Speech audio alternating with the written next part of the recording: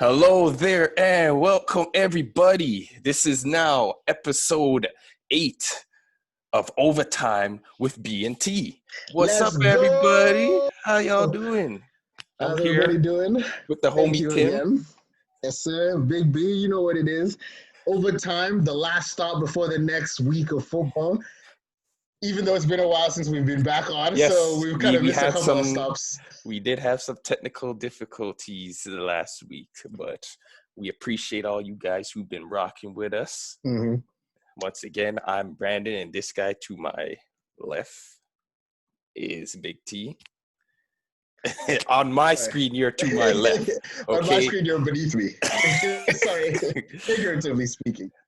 But we got a special Monday night edition. We just watched all the games. We're actually recording this right after the Eagles Seahawks game, which ended. It was 23-17.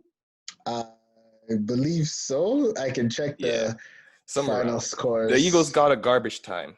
The Eagles lost. That's all you need to know. 23-17, Seahawks win. Yes, sir. Yes, sir. Well, anyways, we hope y'all enjoy this episode. I guess we'll get right into it. So, the first thing I wanted to talk about specifically was I got some news on my phone earlier about 5 o'clock that said Will Fuller and what looks like Bradley Roby have been suspended for 6 games. So essentially, their season's done for what appears to be a PED use. Yeah, but PED, performance enhancement drugs, for those who don't know. I didn't know. I totally forgot what PED stood for until I actually Googled it. Yeah. Well, yes, I believe we have the article here. Do you have the article on your screen? I do. I'll read it if you want me to. This give is, a quick little skim just so they know what we're talking about then. Yeah, so this is as reported by ESPN today at 5:22 p.m. Houston Texans wide receiver Will Fuller and cornerback Bradley Roby have been suspended for 6 games for violating the NFL's policy on performance-enhancing substances. And let's just say, like, it also violated the athlete policy, because if you're doing drugs to overcome your deficiencies, like, what do you want me to say? Fuller also said that the violation was a result of his taking prescribed medication permitted under the policy. So here he basically said that the doctor had told him to take this medication, and he did not know that the substance was not permitted by the NFL policy. Because of this, as Brandon said, obviously they have now been suspended, both of them, for 6 games. And if we know the Texans, whose record is looking like a cold 4-7 right now, their playoff hunt is as dead as Joe Burrow's MCL. Okay, so and ACL. And ACL. So each ligament represents each player for the Texans. But yeah, no. Do you want to go first on this, or should I just take point?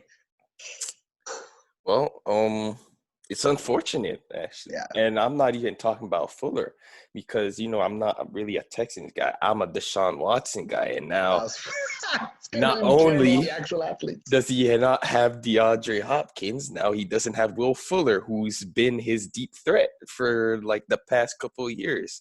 And, I feel like he's had a lot of, like, injury issues over the last couple of seasons. Like, even his rookie year, I think, it was either his rookie or his second year. The year he played with Deshaun in Deshaun's rookie year, he even tore his ACL that year too.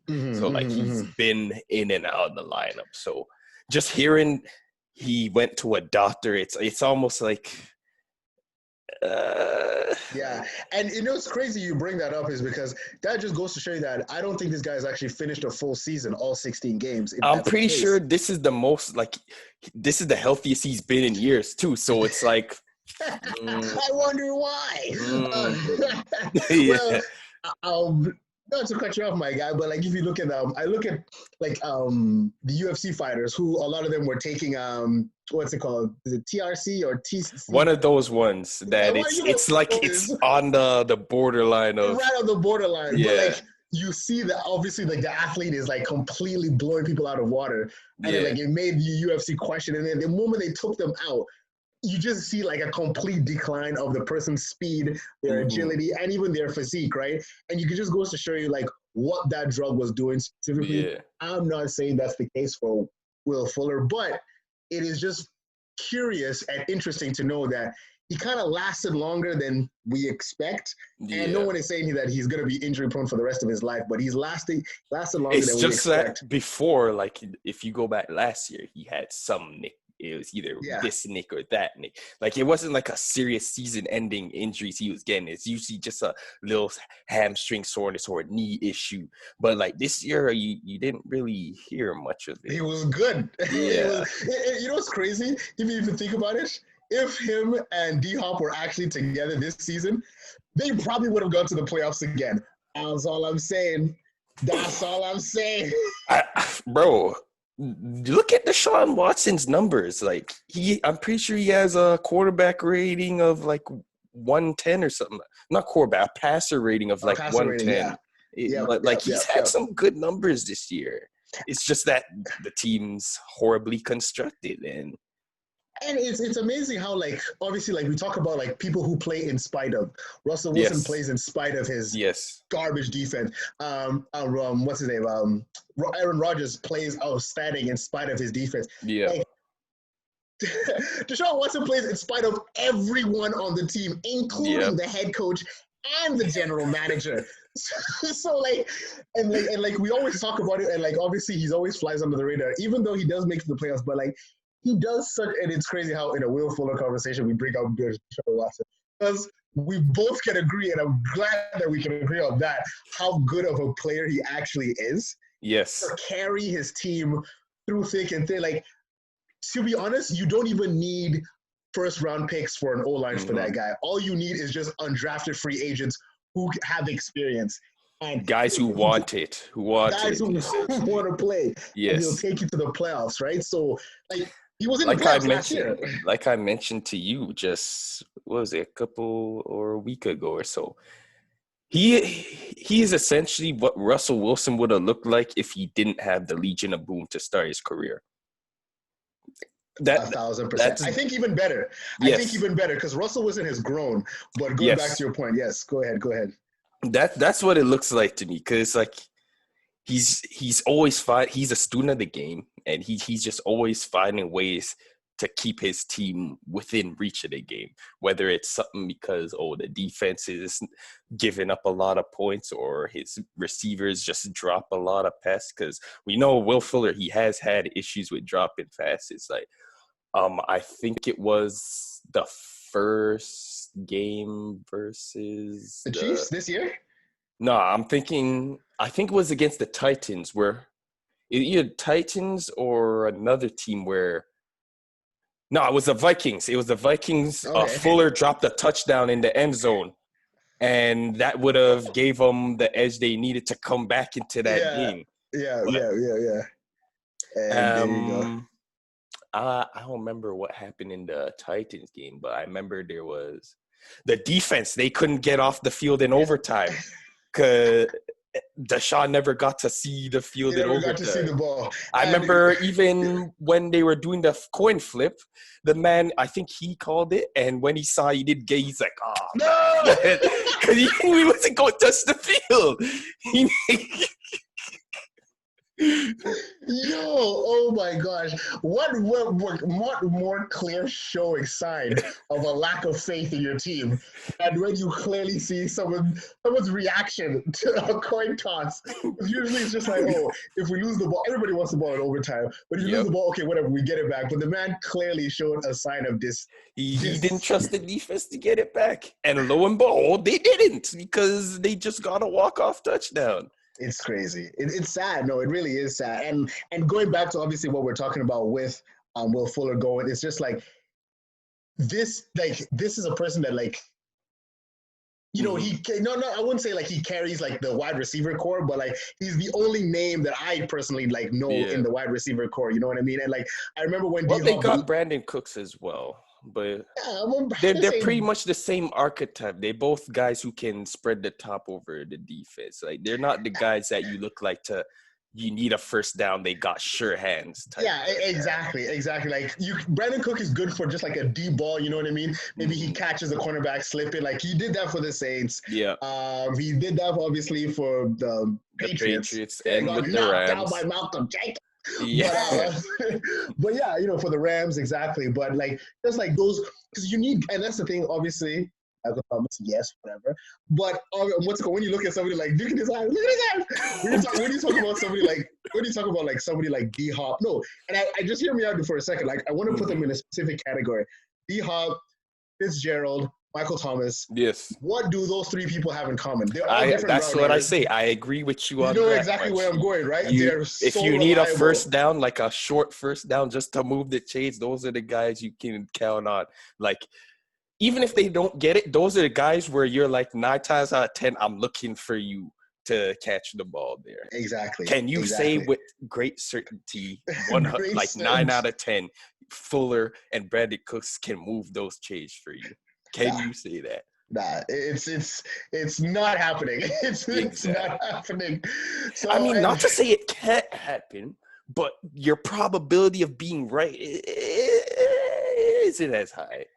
And it's a mastery because like I look at the previous game that just say who they play. They played the Lions, and like obviously the Lions are who we thought they were. The Lions are as efficient as the water in Detroit. That's all I gotta say. Wow. Shouts out to all my Detroit fans out there. Proud of the cleanup. Wow. That's only in Flint. It doesn't matter. Detroit represents the whole state. That's only in Flint. It's only in Flint, Michigan. But what I'm saying is that like when I watched that game and I'm just like, they literally systematically like picked apart that team. You know what I mean? And like I watched obviously Will Fuller balled out of that game. You know what I mean? Yes, like, he if caught you just two deep balls that were just beautiful throws by this. Beautiful, but I'm still giving all that credit to Deshaun Watson. You know what I mean? Like, so I'm watching that game and I'm still not convinced because you talk about like, guaranteed, like he's gonna be somebody to take the top off for sure. But like, if you're going up against Detroit, but can you do that against Buffalo? Can you do that against who do they just lose to? Like the other teams that they're facing, like, can you really do that? They lost to the Chiefs, they lost to the Ravens, they lost to the Packers, they lost to the Vikings. Yep. No, those are just off the top of my head. They beat the Patriots. But like, can you do that to above 500 teams? Is what I'm basically saying. You know what I mean? Like, yeah. And that's what separates that line of Steelers as well. They lost too. Oh man, everybody's lost to the Steelers. True that. Everybody's lost to the Steelers. So like, it's a big I guess like shot. Actually, to be honest, if you were Deshaun, your season's dead. Your other wide receiver is dead. Yeah. How much effort are you putting in the last 5 to 6 games? I feel like for Deshaun personally, he still puts out the effort because the way I would look at it, just like if I was Deshaun, I would just be like, yo, look at what I'm doing with what I have around me. Go get me somebody who can really take this team over the top. That's the way I would look at it. Like, just because the season dead, I'd still go out and show people, yo, I can hoop. Yeah. The Aaron Rodgers special. I was just about to say, prove him wrong. Yes. Watch them draft another quarterback for the Texans next year. And the quarterbacks, the Texans draft in the first round, Trevor Lawrence out of Clemson. No, that would be the saddest thing. Yeah. Oh, my gosh. No, but honestly, I agree with you, but for a separate reason. Mm-hmm. Not to get better weapons, but to get out of Houston.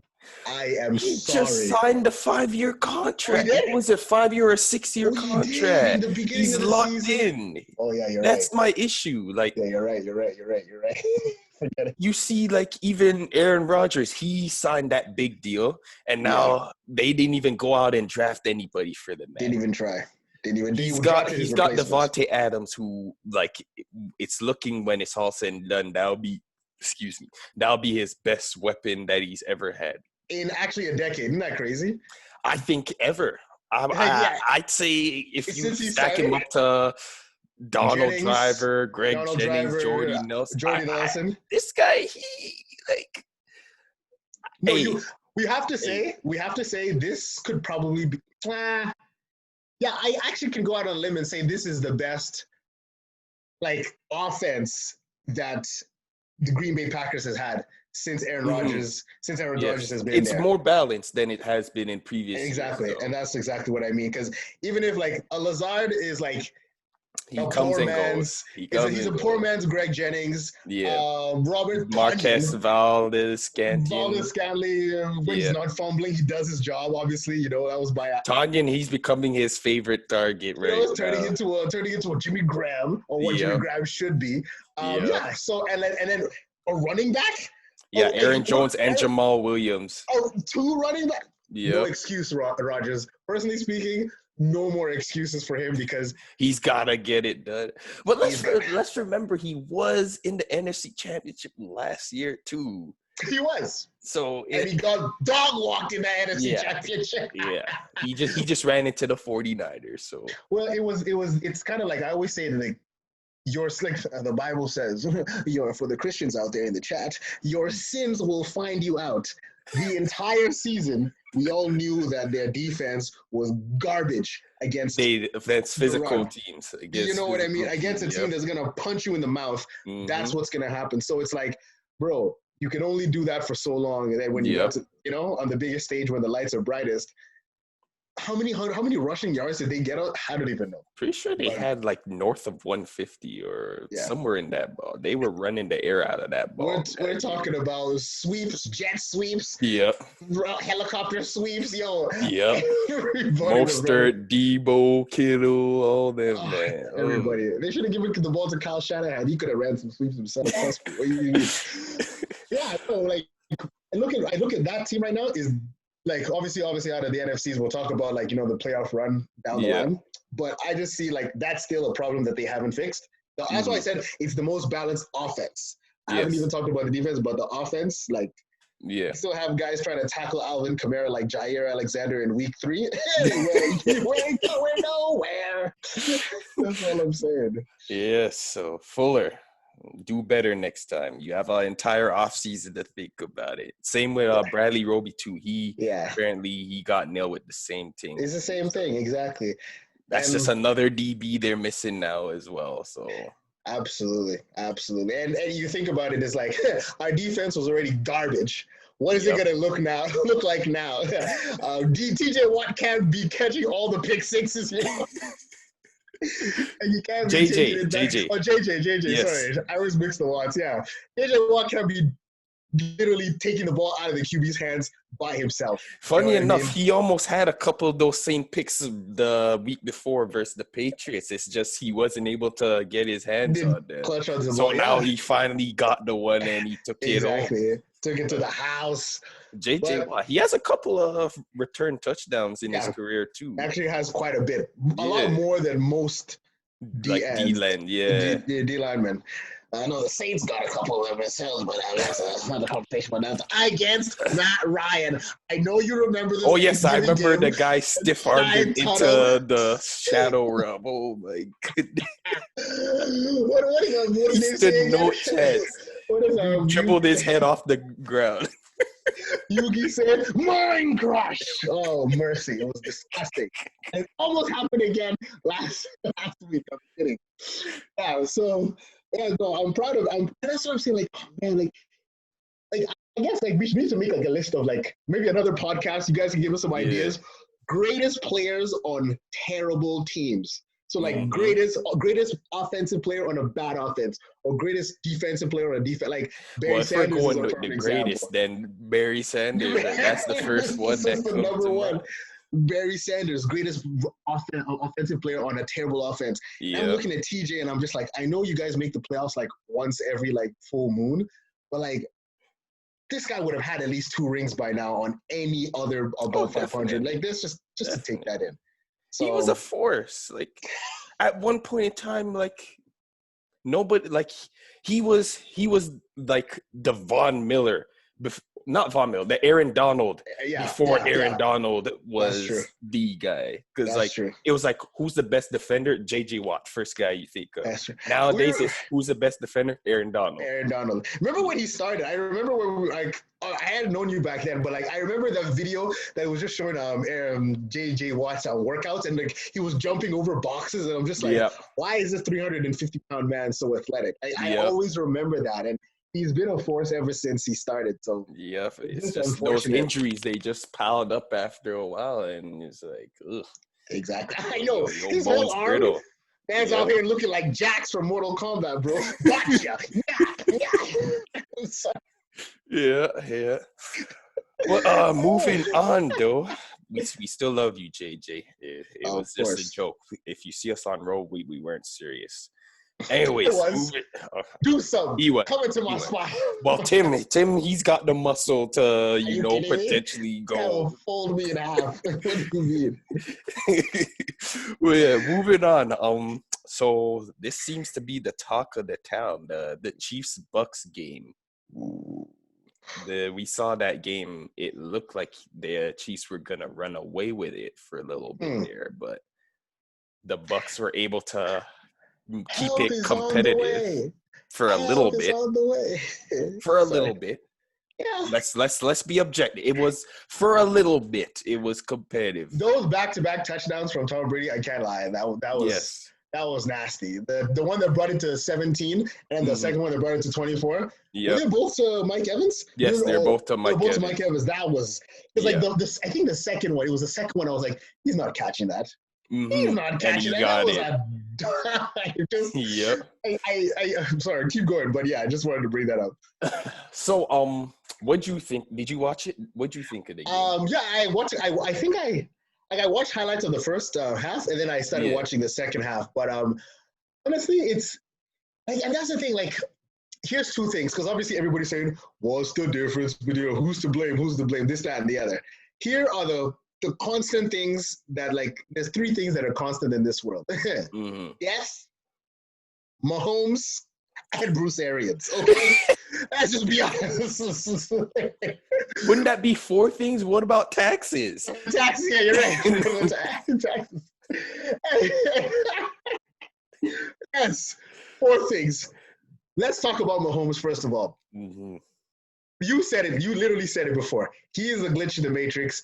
He is a glitch. I wouldn't say unorthodox because, like, yeah, you've seen scramblers before, but I'll say he's perfected what every scrambler that you've seen out there tries to do, whether it be the Aaron Rodgers or the Mahomes or even the Steve Youngs. You know what I mean? Where he knows not just how to scramble, but use his scramble to extend plays, but just to throw the defense off. You know what I mean? Because it's kind of like, think about it this way: like, somebody as a quarterback, you kind of know, okay, if I scramble, they know that they can't really hit me hard.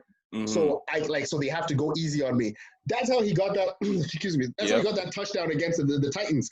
He knew that they're not going to run at him as hard because they're gonna not want to. They're afraid that he's gonna try and slide, and if they hit him, like, especially because of who he is, he's gonna get the benefit of the flag. Even if it's not an illegal hit, if you even just put a little bit of pressure on him, you still have to wonder, am I gonna get flagged?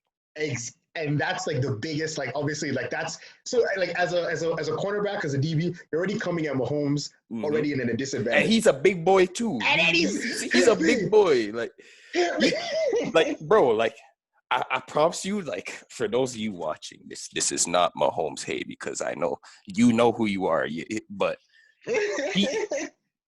he moves so he looks so slow, but at the same time he can move. At the same time, he can move. It's weird. Mahomes looks like an unfit Lamar Jackson, but he still moves just as efficient as Lamar. You still have to consider putting a spy on him. Absolutely. Absolutely. And then that's the worst part. And then we're alluding to my point where before, like, because he knows that, he'll use that to his advantage where, oh, you think I'm going to suck you in? I'm going to suck. Deep shot to Tyreek Hill. There it is.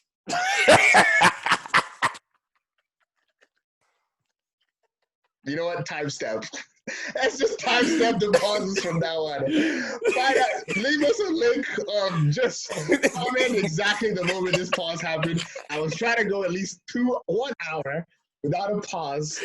And it was kind of... Continue. I'm sorry. I'm excited.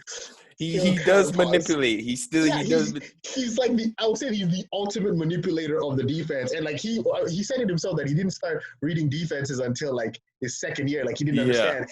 And that's why I mentioned like he is what Lamar Jackson is, but he's evolving. Yes, so he's now learning. Understanding how to, because that's exactly what happened with the game against the Raiders, where they were just like, okay, we're gonna spy you, whether you're gonna scramble or you. He just he shifted everybody to the right.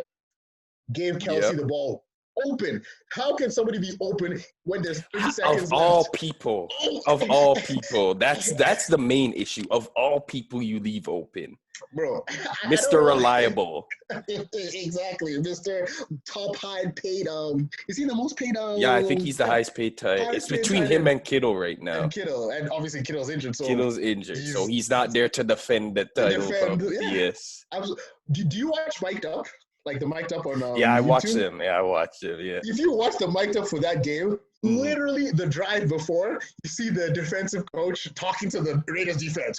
You know who the ball's going to, right? 87. You know he's going to throw it to, right? 87. And not a single one of them was on him on that last play. Ooh. How? Ooh. How? Woof. Hey. Glitch in the Matrix. That's Mahomes. Yep. Now the third reason, I'm sorry, I want to go on this because this is what I've always wanted to say since the beginning of this season. A man like Bruce Arians, Tom Brady is a weapon. We all know that, and that's why I say I can't expect him to lose until the whistle blows and its fourth quarter is done. But you can clearly see that he is doing something that he's not comfortable with. You're the Patriot guy. You can tell me. How did Tom Brady used to matriculate the ball down the field while he was in the Patriots? There's a lot of quick reads, play action plays with the run. Like a lot of the medium to deep routes that he throws, a lot of them is coming off of the play fakes. Big play fake, big play action plays, right? And somebody said this, how can your play action work? Like I heard this from if no one believes you're gonna run. No one believes you're gonna run. Yeah. And that's the craziest thing. So it's like you're not only just, and this is because Bruce Arians refuses to maybe change the way he wants to play or adopt Tom Brady's style. Like me, yes, I may not like you, whatever. I may be a proudful person, but whatever it takes to win, let's do it. Yeah. Right. And now that we've looked from an objective view, we can see that maybe a lot of those picks were not Jameis Winston's fault because he was forcing a young quarterback to just keep throwing and throwing and throwing. Tom Brady has already surpassed his picks from last year. His whole picks from last year. The numbers show that quarterbacks in their first year under Bruce Arians, that's their career high interception year. Career high. I don't even know what your career is going to be after that, but they know this right here is going to be the highest you will ever throw. And that's the thing. And I don't want to say, obviously the usual is is Tom Brady a wash? Man, literally just won a Super Bowl years ago. So I'm not going to say he's washed, and I'm not going to say he's not the same. He's not the Brady. Same. Yes. But it's not to say that he's not better than half of the guys starting in the league right now. Tom Brady is still top 5 quarterbacks. I put it top 10. Top 10. Top 10 right now. He's efficient enough to take the Buccaneers to the playoffs. And that's all you need. They just need a couple more wins, and you can say that they're in at this point. Exactly. So, the race is not over for them, but it's just that splash that everybody thought they were going to make. They did not consider that there are humans behind that are making these decisions. Yeah. And what? I bet it was the moment somebody called Tampa Bay Gronkaneers, this guy, Bruce Arians, was just not in my life. Not in my life. Tom Brady could be yo, Bruce, I have the perfect play. No.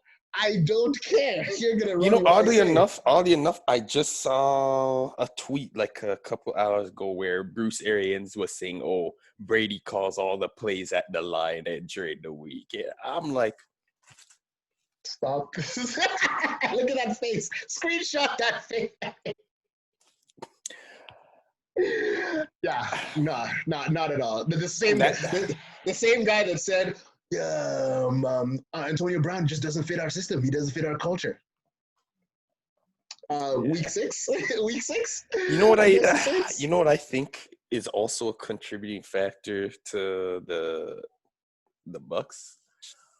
I feel like we didn't think this at the beginning of the year, but it looks like they're in that weird spot where it's like, okay, we're trying to make sure that everybody gets a little piece of the pie. And in that effort, like they're doing a lot of like empty backfield or like one back and like 4 wide out type of thing. And it's almost like they're getting away from what was working, which was Ronald Jones pounding the ball, getting a couple yardage. Then they come with a play fake. And it was Scotty Miller who was getting those looks on those deep passes there. Exactly. Like they kind of got away from that. But one thing I will say is Gronk is looking a lot more like the Gronk of old because he did have 6 catches for 111 yards or something like that. He was taking advantage of the linebackers when he was in man coverage there. So that's something good you like to see. Yeah. But it's like Mike Evans, like outside of when they're in the red zone, like it seems like Brady and Mike Evans are still – it's still kind of weird for them on like certain routes. Red zone, like him and Mike Evans, they're pretty much gonna go in. But like before you get to the red zone, I heard that. Before you get to the red zone, they don't really have that same chemistry. You know what I'm saying? Yeah. Well, I mean, like that deep ball, the deep pass. No deep pause. ball. We'll give you the deep ball, but anything else? Whatever. I'm just I'm dancing around my words now. I got to do like what that tone. Hey, walking on eggshells. You're walking on eggshells. me going through this podcast without pausing is like when Ronald Jones did the tightrope walk for the end zone. Very good run. If y'all never saw that, I thought he was out at first. Me too. Wow, like it's unreal, and that's the running back they don't want to give the ball to. Is all I'm saying. That's the running back. But so what I was gonna say, like I said, the deep pass that he threw to Mike Evans was pretty. That was so pretty. Like obviously Mike Evans ran his route perfectly, but I know what you mean. Apparently there was a blown coverage. Apparently there was a safety supposed to be over the top. Yeah, but they took advantage of it and they scored off of it. Yeah. So.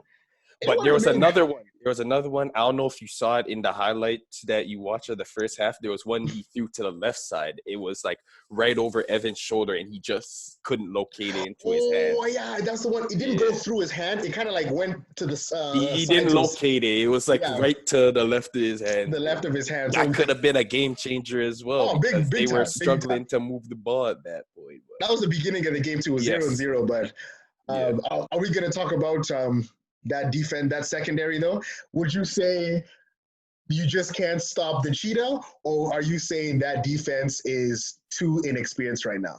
Because this is the same defense that everybody said was trending upward until they ran into the Saints. Well, again, like some people, they don't like to take their information from like Undisputed or First Take, any of those guys. But Shannon Sharp, he did say a couple weeks ago that the secondary, they can be got.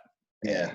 We're seeing it a lot more where like if pressure doesn't get home, you're seeing those secondary guys, they're getting beat on certain plays.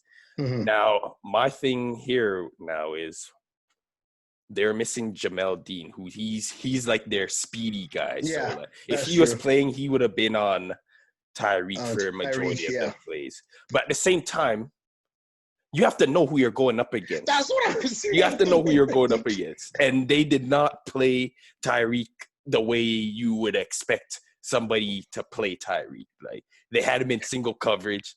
And if he hits you with one move and you bod that, you're pretty much toast at that. You have Tyreek in man. Like without the safety shading over to him. Like they even during the broadcast, they were saying Antoine Winfield, I think it was his second touchdown. They had single high safety. That is his objective. That's the guy who you got to take there. And he didn't take him. And Tyreek did. Is that the one that he did the backflip? Or, yes, that's the backflip play. There was supposed to be safety help over the top on that play. Well, I mean, he got there late, and Tyreek did a couple of cha-cha on him, and hit him with the. Yep. So yeah, no, exactly, and it's you're seeing like a team like the Chiefs where if you're not playing like.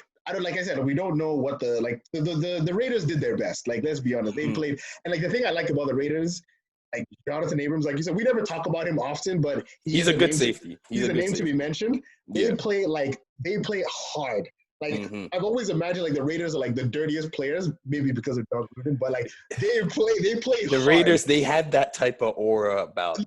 That's historically that's been their aura. They're like the quote unquote outlaws of the league. It's because what's the guy that has the missing? Is it Dick Butkus or something like that? Or like I know who you're talking about. I don't remember his name, but yes. You so just finish people, but yeah, that's the type of aura that you have with the Raiders. With the Raiders, historically, that's like the last couple of years, nobody really cared about the Raiders. Yeah, they were Crabtree. Yes. When you give me a sorry receiver like Crabtree, that's what you're gonna get. Hey man, Akeem Talib took his manhood as well when he snatched his chain twice. You think you could have done that to the Raiders in the 80s? Oh, that would have been exactly. Hell no. Oh boy.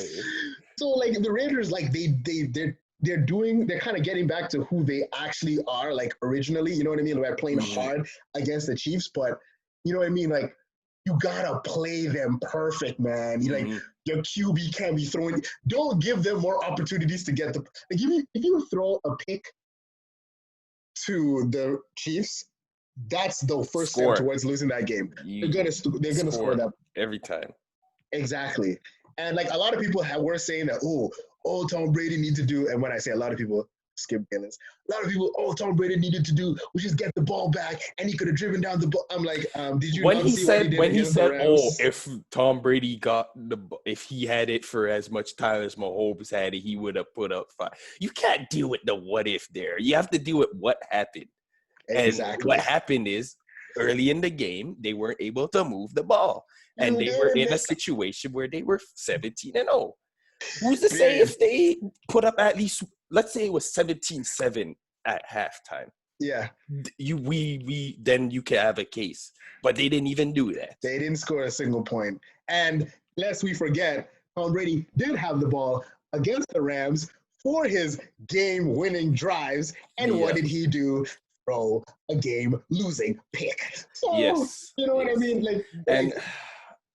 Another thing I want to bring up is the whole running back situation. It seems like they're struggling to decide on who is going to be the feature guy, because there's some weeks where we're seeing a lot more Fournette, and then there's other weeks we're seeing a lot more Ronald Jones. We should not see Fournette. Let's be honest. Fournette's best moment was that AFC Championship game against Brady. And I don't know. We all said it was a great pickup. It was a great draft pickup. But Fournette Ronald Jones just ran 100 yards for a touchdown against the Panthers. See, the thing about it is, before that week, there was a lot of people who were getting that Ronald Jones because he was having issues with fumbling the ball. So then when we saw Fournette and he was making some production, we're like, okay, Fournette's that guy. Yeah. And then as we saw versus the Rams, he had a lot of wide open drops, and it's like, here we go again. So it's like 1 week it's Fournette who's being the issue, another week it's Ronald Jones being the issue. So I know. It's true. Well, then you got to think about it. Who was a factor when they won? And it was Ronald Jones. So I think he's like, and I think he's more versatile. He showed that he can catch out the backfield, and he showed that he can run. I don't see, like, even on a great day, I don't see Fournette catching 5-6 balls. You know what I mean? At this point, like, just the way he's played as of recently, I feel like it's Ronald Jones's starting job to lose. At this point, it's his starting job to lose. 1,000%. Yeah. But I think Yeah, the Buccaneers, they have a bye week this week, so we'll see what happens when they have some time to look over film, get rested, self-reflect. Exactly. It's really just like, because if you think about, like, it's like, I'll be the first to admit, I love my boy Cameron Jordan. I remember he said when everyone was like, "Oh, are you afraid that the Buccaneers are going to come and take the NFC South crown?" He's like, "Oh no, man, I'm so excited. This is ours to lose." And it has been so far. It's you guys' championship to lose. Yeah. Wait, this is what he said. He basically said that, oh yeah, the Buccaneers are just fighting for second place because he knows. And that's the thing. We know who they were. The only people who knew who the Bucs were on game one were the Saints. Well, that's because you guys know them. That you guys face them every or twice a year. Oh, I know. I thought the world knew too, but like I said, they can still come back. They're still going to be in the playoffs, and everything that we're saying means nothing when Tom Brady's in the playoffs. Mm-hmm. If he plays efficiently, so he's one of the few guys where like he can flip the switch at any given which moment. Is very frustrating. Yeah, and I feel like a lot of teams, like, while they believe they can beat the Bucs, in the back of their mind, it's like, if Tom Brady just locks in, it's like, ooh, we're going to have problems. Exactly. It's just that we haven't seen that for an extended period. We've seen it in glimpses so far this season, but we haven't seen it from, like, beginning to end. Look what they did to the Green Bay Packers, man. Let's be honest. Like, well, that was more the defense. I feel like the defense won that game because you have the 2 pick sixes, and then they just ran away with it at that point. That's true. It was already too far. And that's true. Yeah. If your defense gives you if your defense gives you 14 points in a game, you're gonna more likely win than not. You're gonna win that game. That's so true. I didn't even realize that's true. That's true. Well, yeah, man, we'll see, bro. I still say that team in Kansas City, where did they even come from, is going to be a force, and we both probably agree to that. Definitely. That their play calling, they have great play call. Eric Bieniemy, he deserves a job.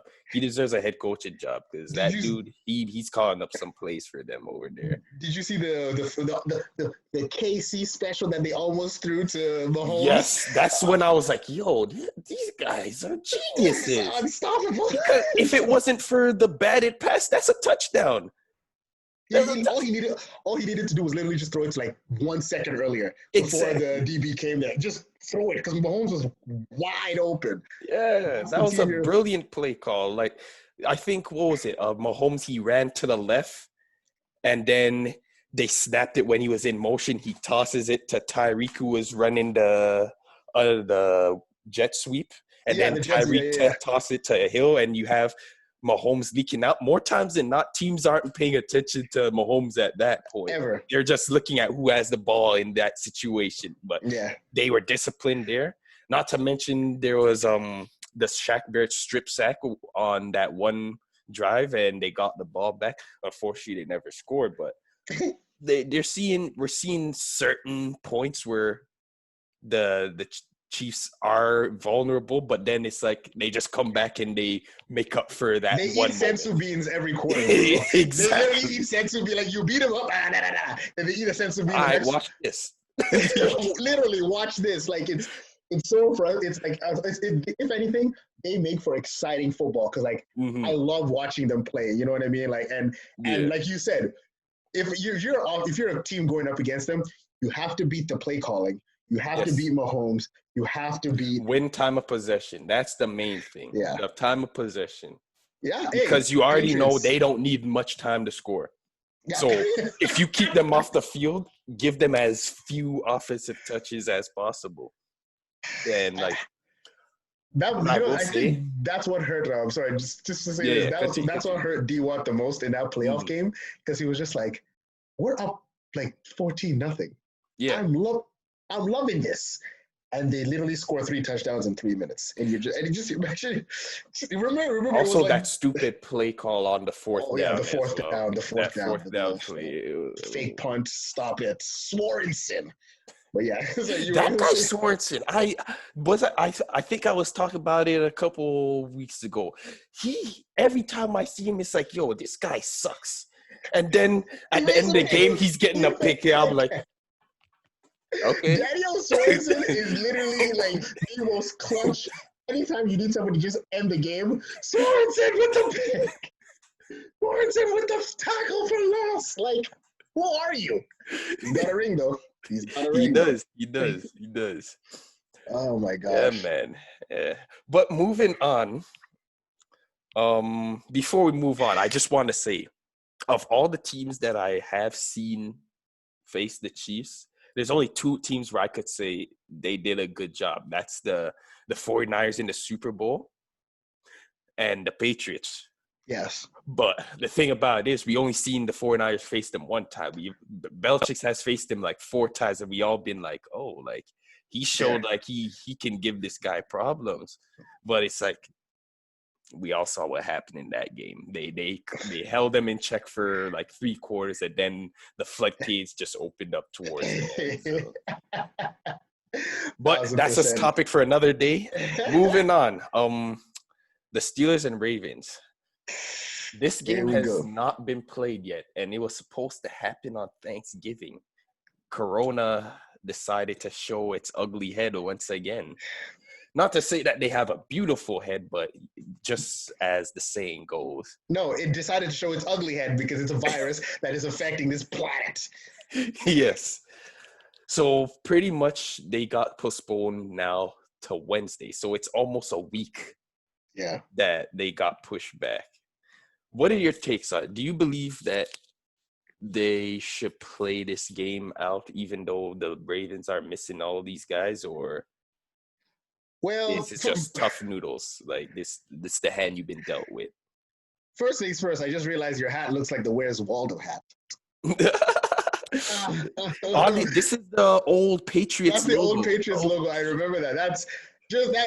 That's how you know Brandon. And before I was born, this was the logo. He's had original pre-Tom Brady paraphernalia, whatever they call it. They need to bring back those red jerseys. Those red jerseys they used to wear. Sick. Those were sick. Those were sick. I mean, they were losing in those jerseys, but those were some sick jerseys. Yeah. But yeah, no. Going back to the Steelers and the Ravens, and like, honestly, like you said it before, and I'll bring it up to the chat.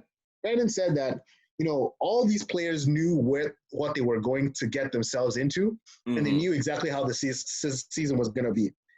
And I will never stand up for a corporation because we know corporations don't have a heart or a soul. It's just all about the business. So I'm not standing up for the NFL.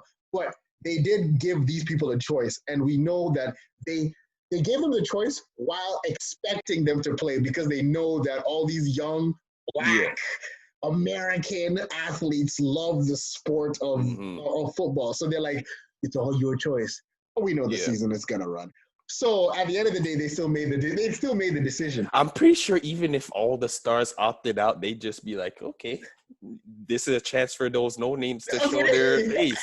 Every undrafted player starts right now. No, for real, and we give them a lifetime contract.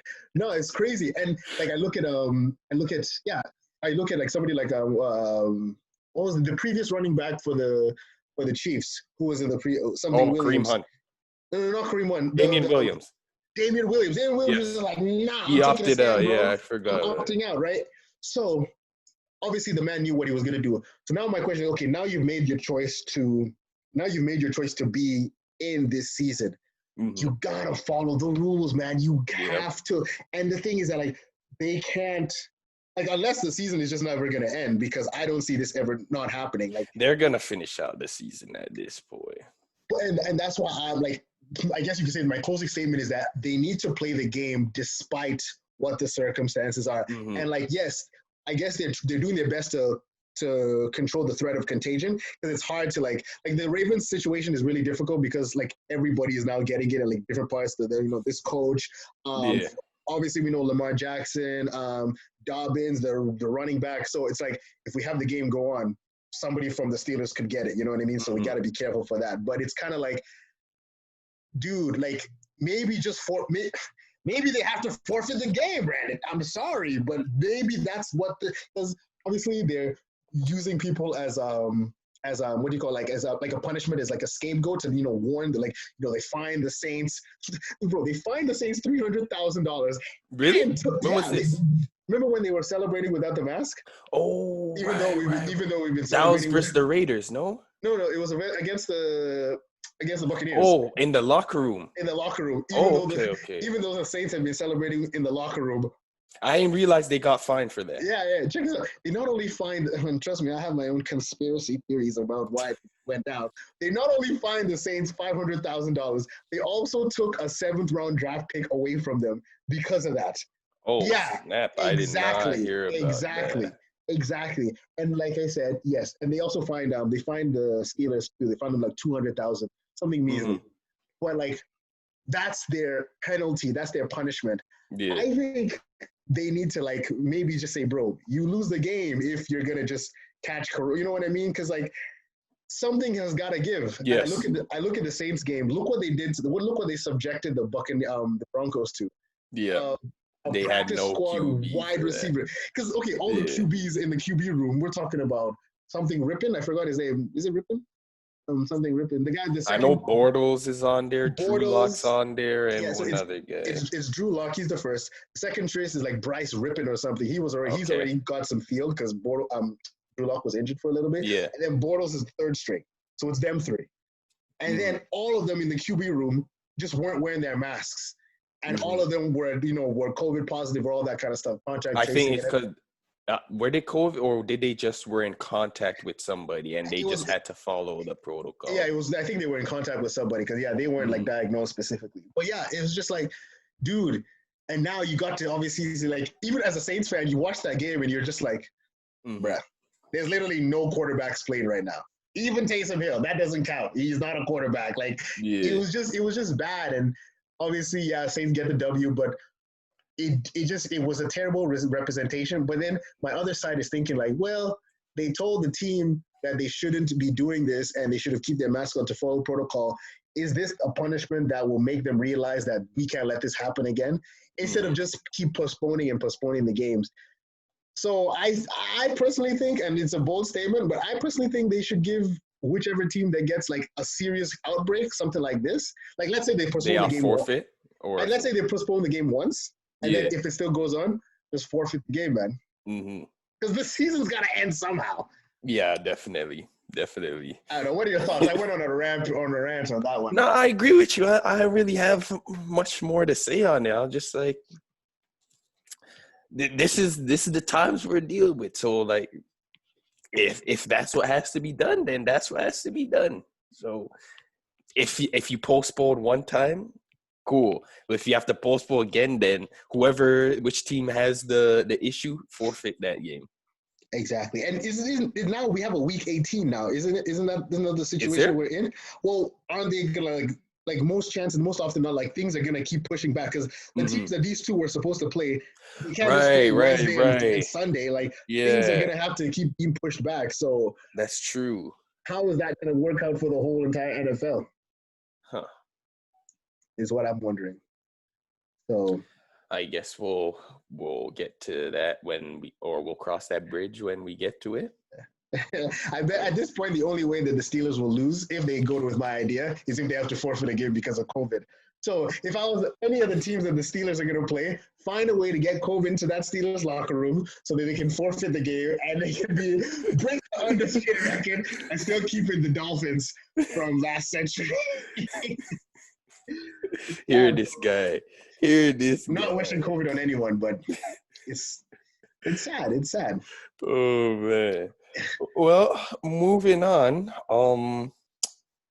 Let's talk about this NFC least division. Your favorite division. My favorite. My favorite division is. Well, we love to watch them crash and burn, so I assume we get the most amusement out of watching this division. I guess. Who do you have coming out of this division? Honestly, for some strange reason, maybe it's because of Brian Dawkins, maybe it's because of Philly Special, I've always favored the Eagles out of that division. Like literally, like I never really cared about Washington before. We all know how we feel about the Cowboys. And like the Giants, like the Giants are as dull as Eli Manning, even though he's not on the team anymore. So like I've always been like obviously the Eagles fan, but the Eagles are dead, fam. And is it 3 wins straight now for the Giants? I think the Giants are taking it. You think so? I think they're taking it. Yeah.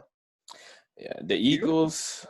I liked what I saw in defense from them. They did, aside from like those couple of deep passes that DK caught in this game, which turned out to be the difference. They did a good job of containing the Seahawks offense for the most part. Yeah, because I mean, you can't. They were getting pressure. They were getting pressure. They were doing a good job on run. They stopped on 2 straight 4th down conversions, 4th and short as well. Yeah, so it's just that offense. Like we can talk about Carson Wentz is throwing interception or Carson Wentz he's missing certain guys, but it's like I was watching the game. Yeah, the amount of like space that the receivers get, like they're very inconsistent with creating space a lot of times. So it's true. Like he's having to throw a lot of tight window throws on top of the fact that the O-line, like they're shifting and moving around everybody, somebody's always hurt. Lane Johnson's not in, Brandon Brooks not in. What was it? Is Jason Peters playing right now? Or not? I don't even think so. Is Jason Kelsey playing right now? Yeah. Like everybody, like it's just people in and out. You can't really form any consistency with that. Yeah. So it's like that's and offense, like it's crazy. Like it's a position that you don't think you need. Like okay, just put bodies there, but you actually need to have a lot of offensive chemistry, offensive line chemistry. Definitely. Be able to know your blocks, know your gaps, know your tendencies of like the man. It's kind of like 300, know the man to your right and left. You really have to get the understanding of like okay, how he blocks. If I'm going to chip this guy, what's going to, you know what I mean? So definitely, and that's what makes them look like they're non-existent because. Man, the way them Seahawks are just the Seahawks were getting pressure on them. Let that sink in. The Seahawks were the worst at getting pressure all year, and they were getting pressure on them. Yeah. Like, it's a lot easier for the O-line to fix issue. Like, if it's one guy who gets injured, then you can like put a couple guys. But it's like when everybody is injured, it's a lot harder to form some type of like pass rush or pass protection coverage. Absolutely.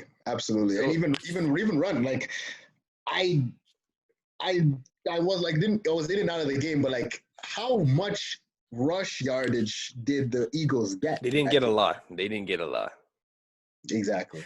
And I'm pretty sure like a lot of their big runs were from Carson Wentz having to scramble. So like the O-line still doesn't mean anything. Miles Sanders, he's no scrub. It's just that the lanes weren't there. Yeah. That's the worst part about being a running back is that I don't want to bring up my past or throw a shade on like my team, but I was a better team than my O-line was in high school. But I'll look bad if my O-line doesn't exist. Exactly. So no matter how good you are, unless you're literally having the O-line, it helps. It matters. Like look at Barry Sanders. He never had the type of Emmitt Smith line. But like he was like it pretty much took a lot out of him to have to work just to get back to the line of scrimmage. Like if there's somebody always in the backfield before you even get the ball, there's not much you can really do there. Wish that will actually happen. Honestly, you just said something that I don't think the world take in. Because everybody always said, oh, bro, Barry Sanders retired too early. It was only 9 seasons. Think about what he could have done. If Barry Sanders had a competent O-line, those numbers are out those numbers would be out of the roof. Like I didn't even take it in. It was because when you said Emmitt Smith, because everybody says, "Oh, Emmitt Smith took over." He picked up from where he had a good line. He had a good O-line. That was I'm pretty sure the entire Dallas O-line, they're Hall of Famers, if not like multiple time All Pros. They're all exactly. They're worth their pay. They literally are worth their medal. But like. Like you said, if the moment prepared, like their highlights where he got the ball. and there's somebody instantly in the backfield. Like he has to spin him out or juke him out just to get back to the line of scrimmage. Honestly, and not to Miles Sanders, Barry Sanders, but not to bring it up. This guy could literally be a weapon. Like we talk about the Sproles, we talk he about he used to be at the same Penn State with Saquon. He was the backup to Saquon. So like wow, exactly. And look what a lack of an O-line did to Saquon. Exactly. Torn ACL. A lot of people compare him to Barry Sanders as well. It's like, look at what he's having to work with as well. So exactly. Also with the Giants, NFC least. But the Giants, listen to the Giants. I think they put together 3 wins, bro. They did. They have some good things going there. Joe Judge, who also happens to be a Bill Belichick disciple, he's got a good thing going for him there. We know historically Bill Belichick disciples, whenever they leave, they're not able to do much with the team. I was just about to say, Matt Patricia? Yeah. So Detroit. The bar is kind of low with Bill Belichick disciples. He's been drinking that Detroit, Michigan water. So Bill O'Brien's a Bill Belichick disciple. Mercy. Yeah, you're right. You know what it is? It's how like you have an all-star and the protege behind the all-star is never as good because he's not the same person. So just because he was under his tree doesn't mean he's gonna do exactly what he did. And so, they try and bring that Belichick regime with them, and it never really pans out the way that they want it to. Exactly. It's slowly working for Joe Brady. Not Joe. Is it Joe Brady? Judge. Joe Judge. Sorry, Joe Brady's Panthers. Yeah, Joe Judge. It's slowly working because I feel like they're just stripping down to just the basics of how to play football. You know what I mean? Like they're running the ball. Ingram is not dropping balls anymore. He's actually being a competent. You know what I mean? Darius Slayton. He's a good young guy. They got two good cornerbacks. They got James Bradbury. He used to be with the Panthers, and Logan Ryan. I'm surprised that Logan Ryan was on the market for as long as he was. Bro, you don't understand how many times the Saints wanted Logan Ryan. When you see the kind of secondary nonsense we've been doing for the past year and a half, bro, when Logan Ryan got you, like, are you kidding me? Seriously? Yeah. It was him and obviously, what's the guy's name? Malcolm Butler? No. He used to play in the Texans. Dreads. D-end. Clowney. Yeah, Clowney. I remember you were trying to get with Clowney. You were trying to get Clowney. Yeah, we didn't because Trey Hendrickson, 9.5 sacks, most of the league. and Clowney, he doesn't look good this year. Yes, just be honest. Let the truth set you free. Like you can say, oh, he had 3 sacks last season, but he at least. Like when he was on the field, he was a presence you had to watch out. This year, like I don't notice Clowney as opposed to previous years. I don't really think he even makes a difference on that Titans team. Yeah, like I'm so serious. Hasn't touched it. Has he got a sack this year? I'm not sure. No, hasn't touched the QB. Like, he looks slow. He looks tired all the time. Yeah, you imagine you see him putting his hand on his hips. I'm like, I'm like, no. Yeah, nah. He definitely wasn't what we thought he would be. But Logan Ryan, obviously another great player. He's doing well. And I tell people last year, Logan Ryan, he led all DBs in tackles last year. Really? Or I think it was either all DBs or all cornerbacks. He had like over 100 tackles, which is something you don't really hear from cornerbacks anymore. Yeah, like that's true. You think about the cornerbacks who used to play, like people like Rob Woodson, Charles Woodson, those guys who like after the catch you have to watch out for because they were coming to hit you. They'll probably. Which one is Rod Woodson? The one for the Patriots, right? Rod Woodson, he's the one. He played with the Steelers. The Steelers and the Raiders. Ravens. He played for the Ravens. The Ravens. What was the name of the one for the Rod Woodson played with the Steelers and Ravens. Charles Woodson, he played with the Raiders, and he won his championship with the Packers. I'm thinking of Charles Woodson. Yeah, sorry, my bad. But there's another one that played for the one that jumped up with David Tyree during the catch. Oh, that was Rodney Harrison. Rodney Harrison. Rodney Harrison was a force. Yes. That man could hit and could kill you. So yeah, we've had some pretty soft cornerbacks in over the past couple of years. So Logan Ryan is a only weapon. taught to cover. That's all they do. Like you can say the same with Dion, but it's like he was like you weren't throwing to Dion's side, so he could get away with not having the tackle. Dion didn't make his career of tackling people. He made his career of you threw the ball his direction and he took it back to your end zone. Yes. like you think about it, the wide receiver has to catch the ball before he makes the tackle. The wide receiver doesn't even touch the ball. The only time he even got tackles was against Jerry Rice. Like those times he would obviously like, you know. When you have to face somebody like Jerry Rice, there's gonna be a couple of plays where he beats you. But you have to face someone like Michael Irvin. Like I remember that one, I think was the playoff game. They still argue about it to this day. Michael Irvin thought he got PI'd on that one. I remember that. I remember that video actually. Yeah, no, exactly. So like to be able to hit as a cornerback specific. As a quarterback specific, because most of the time, anytime like they're the ones getting penalties, when it comes to like the helmet, like the illegal hitting, like the helmet to helmet, because they're always like just sprinting in all the way from the back.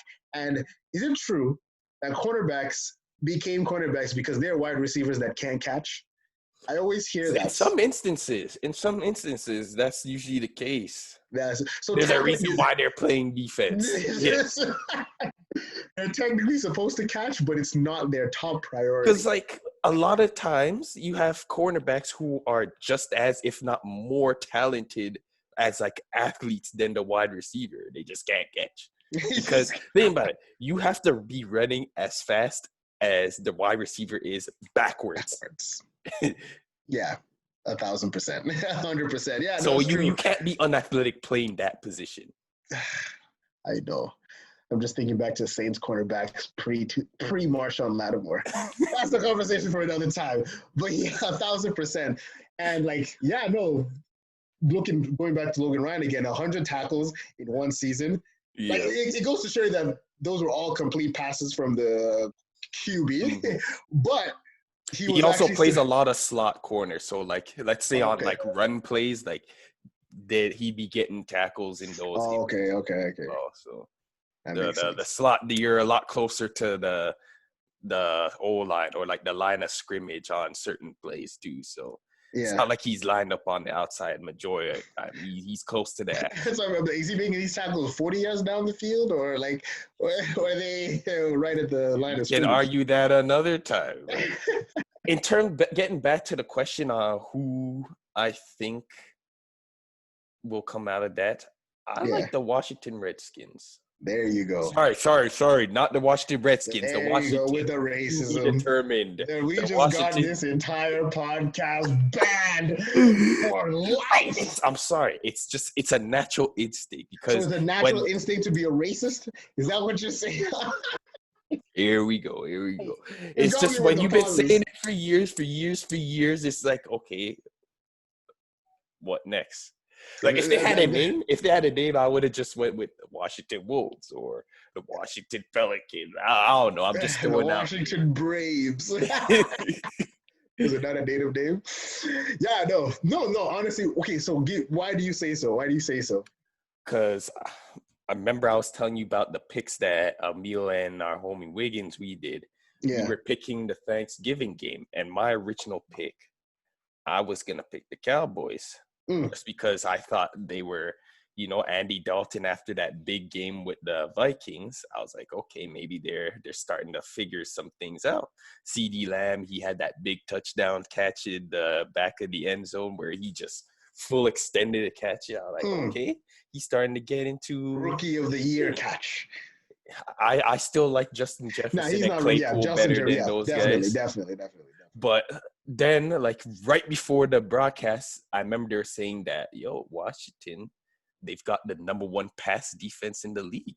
And I was like, oh, how did I not notice this? I know that, actually. And then next thing I know, Emil hits my line. He's like, oh, he's switching to the Washington football team. I'm like, I got cold feet. I was like, Cowboys, this is the perfect accident waiting to happen moment. So I'm like, I'm going with Washington as well.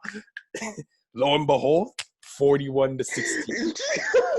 Lo and behold, as if you didn't watch them score every single point. 41, bro. When I watched that, yes, that they dissected the Cowboys in that game. Yeah. Run like you can see, like, if you know, playing video games, Mortal Kombat, you can see the health bar of the Cowboys defense just slowly drop and drop and drop. And what was the name of it? Is it Gibson, the running back? Yes, Antonio Gibson. Antonio Gibson just, and like the last touchdown he scored, they didn't even try to stop him. Like he just ran straight. 2 of those, they were long runs. Yeah, long runs in the middle. Like one of those, you know, those Christian McCaffrey runs where he's just like, yes, where he just goes untouched and he just takes it to the house. Straight to the house. And yeah, no. Well, how many games have they won so far now then? If you know. Both the Giants and the football team. He was about to say. Football team. Both of them have 4 wins to 7 losses, I believe it is. Yeah, yes, it's 4-7. It's 4-7. Yeah. But it's still the most in the NFC. The bar is low. The bar is low. Very, very. The question is, if they're playing each other, where do you see them? Do you still think the matchup lies in the Washington's favor? I would go ahead with that. I see that because if you're going to be the number 1 pass defense and you make Daniel Jones one-dimensional, that's an easy win for that team. Like I don't think their run defense, like they did a great job against the Buccaneers, but Buccaneers obviously we know they have their ups and downs, but I don't know if they can stop. And I'm actually happy for quarterback to quarterback, Alex Smith or Daniel Jones. Kyle Allen. Oh, you're talking about between the Giants and the the Giants and the football team. Yeah. Okay. Alex Smith I'd take Alex Smith. He's played in some big games. He's played in big games. He's not gonna turn over the ball like Daniel Jones is. Like, right? I'm pretty sure it's between Daniel Jones and Wentz for the most turnovers in the league so far. After this game, it's Wentz. It's Wentz after tonight. Yeah, for sure. But it's like Wentz and Jones, they lead the league in the most turnovers. So Alex Smith, he doesn't really turn over the ball like that. So he'd rather take a dislocated knee than turn over the ball. Shouts out to Alex Smith. No, 100%. Like I chalk it up to like his veteran like level in the league. Like he's way more experienced than both those quarterbacks. Yeah. So if you think about it, Alex Smith's been here longer than Daniel Jones. And he's played in a couple of big games as well. We don't talk about the Saints game back in 2012 enough when he hit that game winner to Vernon Davis right over the middle. Look at his face. Look at it. Look at his face. It's 2012, bro. I'm just saying, he showed that he can win games. Yeah. Like I said, Saints defense knows how to make pedestrian quarterbacks look like Tom Brady, a la Case Keenum, a la Kirk Cousins, and the list goes on. But a la Jared Goff. Oh gosh, let me stop. You mean Jared Goffle? Yeah. Well, I mean now it's Jared beat Tom Brady in primetime, so hey. You just had to get yours back. You had to get yours back. Hey, I'm a man of recency. I'm a recency bias. It's what have you done for me lately? But yeah, no, I can see Washington beating the Giants. I totally forgot Alex Smith was a QB. The point is, they're both like 2 pigs in a race to the slaughterhouse. Damn. Because it don't matter who gets it to the playoffs, they're getting wiped in the first round. That could be the greatest analogy for the NFC East I have ever heard. Who was it? A race to the slaughterhouse. 2 pigs run into the slaughterhouse. Okay, hold on. So if either the Giants, I'm assuming the Giants and the Cowboys are dead, either the Giants or Washington's football team, who do you think, like, who do you think they would even stand up a chance against? Because obviously the Saints, we got Buccaneers. Well, we got that Seahawks, brings us into our next top where we look at the division leaders. As of right now, the Giants are in, and I believe if they play, I think they'd be facing the Rams because they're 4th seed and the Rams are 5th seed. 5th seed, yeah. Mm-hmm. Well, versus the Rams. You know what? Just for that reason, I just remembered. This is a personal game because Golden Tate and Jalen Ramsey. Because apparently Jalen Ramsey, his child's mother is Golden Tate's sister. And Golden Tate never liked the way Ramsey and her had the fallout. So that was a personal game for him. Wait, is it just... I feel like I've heard something like this with Ramsey and another player. Or was it Golden Tate? It was Golden Tate because after the game, he and Golden Tate got into it afterwards because I remember you talking about that. Tackled him a couple good amount of times in the game, and so it was like, yeah, what up? What you got to say to me? Type of. So he had something to say to him after the game, and I mean, the Rams won that game, but I go home to your sister, so. You can't even, how I don't even think they're together anymore, though. That's the thing. So I think that's what Tate's issue was. He's I don't know the full story. That's their business, but I know going Tate, he don't like Ramsey right now. Yo, just for that alone, I need to see that because when Ramsey's like Marshall Lattimore, if you think about it. When he has a reason, yes, he will finish you. I love that about him. Obviously, he's got the trunk, the bags of money, all that kind of stuff. Do you remember when he got Ha Davis to introduce him at the OTAs? With the speakerphone, the Brinks truck. Who paid for that? I don't know. But and that's the thing. I like Ramsey. Like, I actually like the way he plays. Like, personalities aside. He's a physical guy. He's a very... He's the type of quarterback you want to have on your team because even if you catch it, he's going to make you feel his presence. Exactly. Yes. And he hits. Yes. That's the thing. A lot of quarterbacks, when we talked about, they don't hit. He knows how to hit. I know he knows how to lay the wood, boomstick. No pause on that statement. Exactly. So that's going to be, obviously, we know the Rams are going to win. Not a bit of question. Yes. I would love to see that game. And if they play, like if the season ends today, it'd be the Buccaneers versus the Seahawks.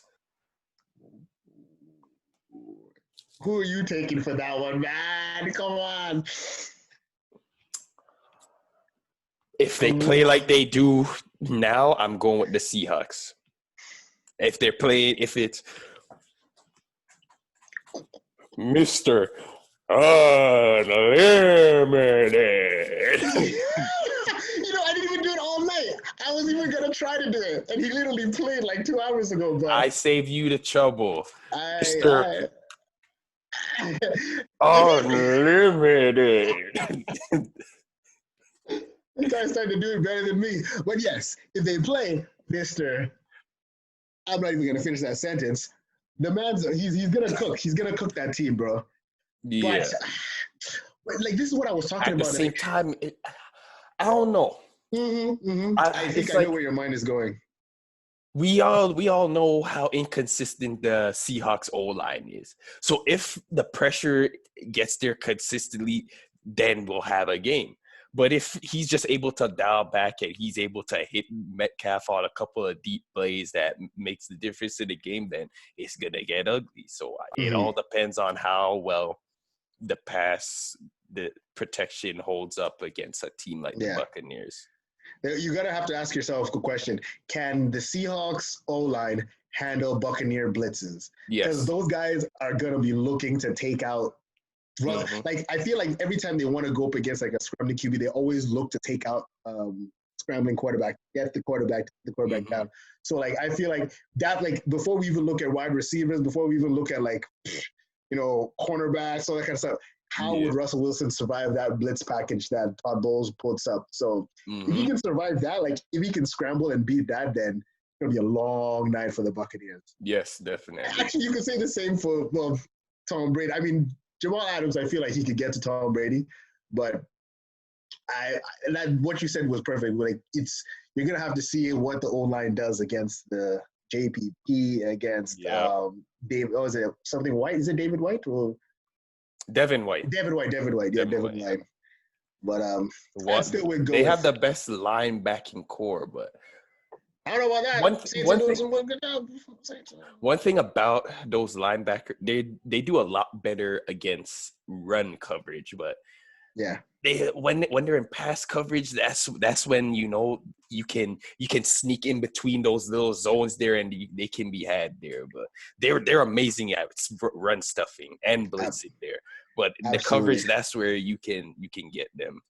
Literally, like, I don't want to keep bringing it up, but if you want to know how to defeat that linebacker core, watch the Saints game. Thank you very much. There was a lot of plays where Levante, he's like, yo, like, you're supposed to be there, and then they quick snap, and he's out of position, and they took advantage of that. Catch them slipping. That's literally caught them slipping. That's all it was. Just, man, caught you. And then the thing about Drew Brees is that if you're in zone, you're finished. Because he knows exactly how to find you have to pressure Drew Brees. You have to pressure Drew. It's crazy. And it has to get home. Break his ribs. Which they Well, obviously you don't intend to break it, but you want him to, like, that's the thing. The same thing they say about Brady. Like, you have to, even if you don't get to him, you have to hit him so he feels your pressure. Make his jersey dirty, essentially. Exactly. If Russell Wilson's jersey is clean by the halfway point of that game, you're in trouble. The Seahawks are in trouble. Yeah.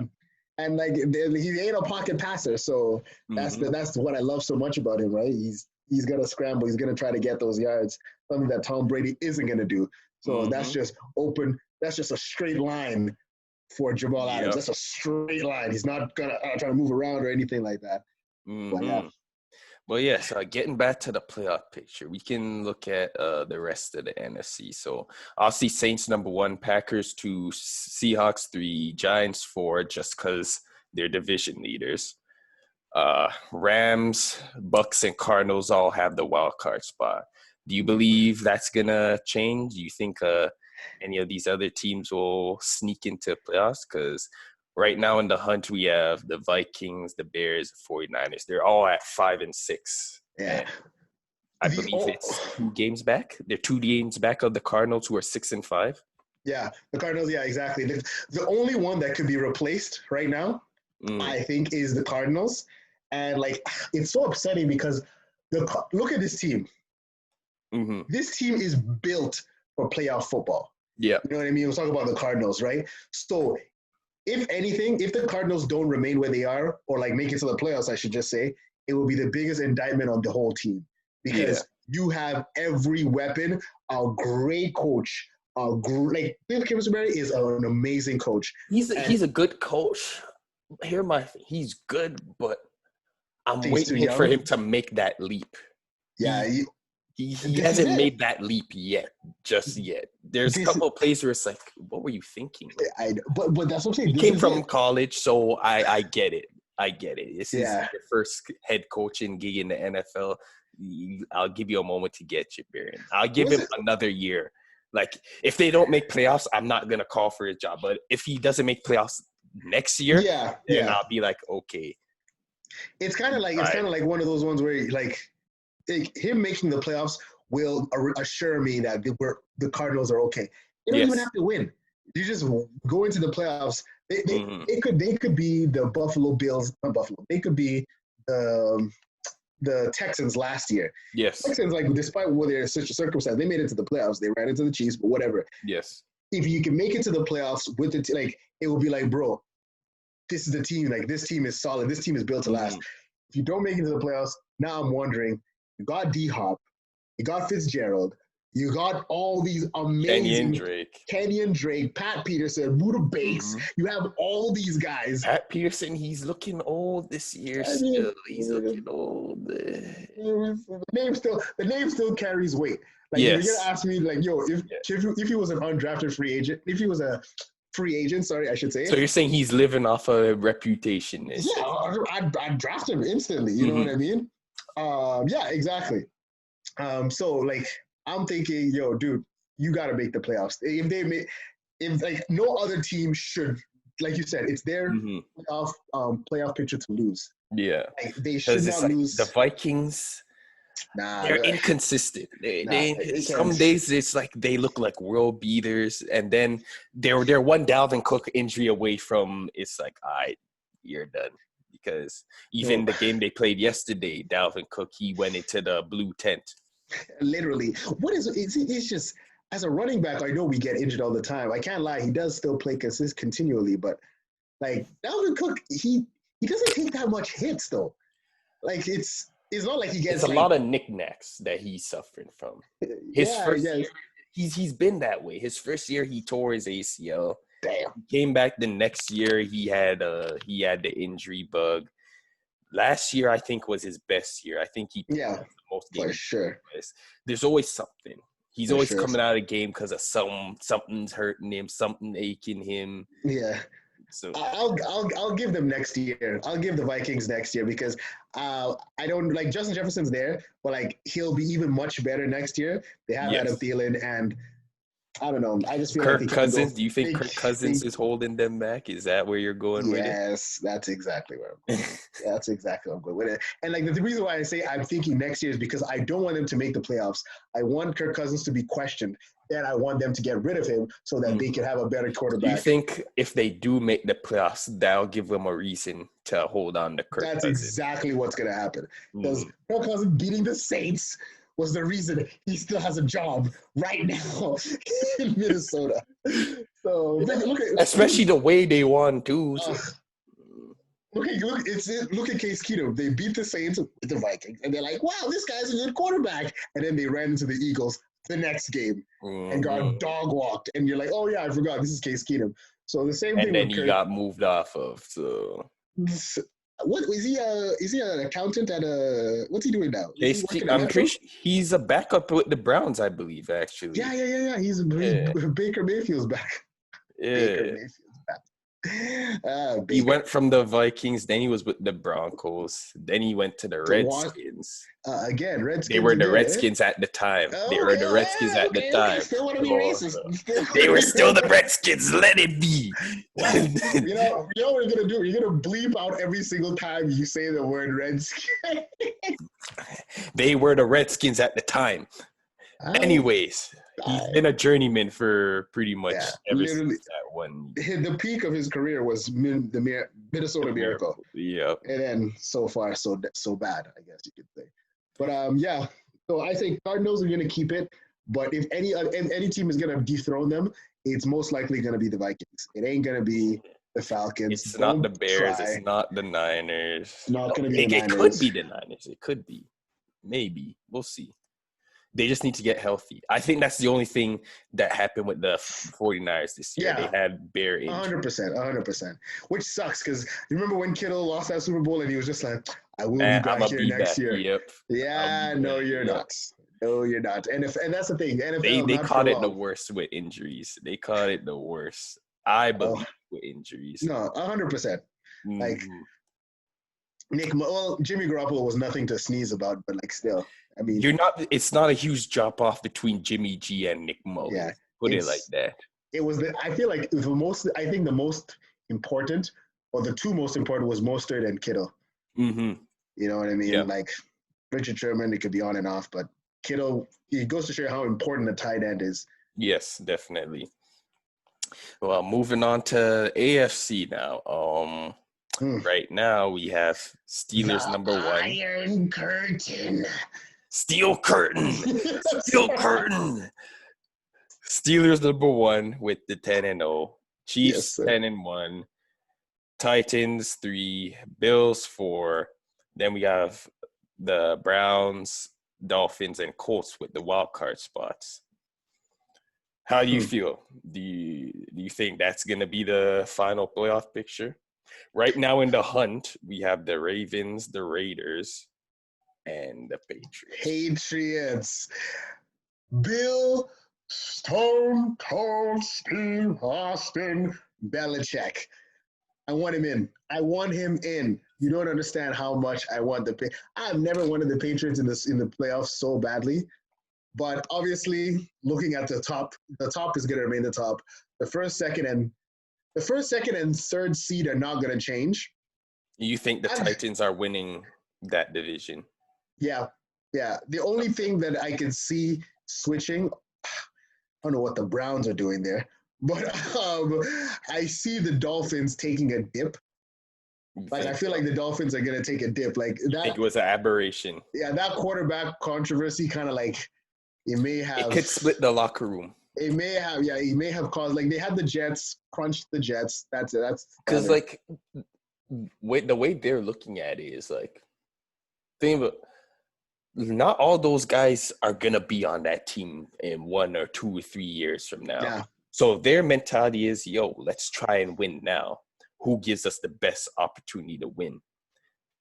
And I'm pretty sure a lot of them believe, especially the way Fitzpatrick responded, they believe that he's the best option to win right now. Especially when the man's like, it wasn't even like he was bad when he got benched. Nope. They were like 3 games at one time. He won 3 games straight. Yeah. Yep. So it's like those type of decisions, they can split a locker room. But what I will say, Brian Flores, another Bill Belichick disciple, he's got a good thing going for them. A good thing going for them there. So who like, now that you have footage on Tua, who would you have picked?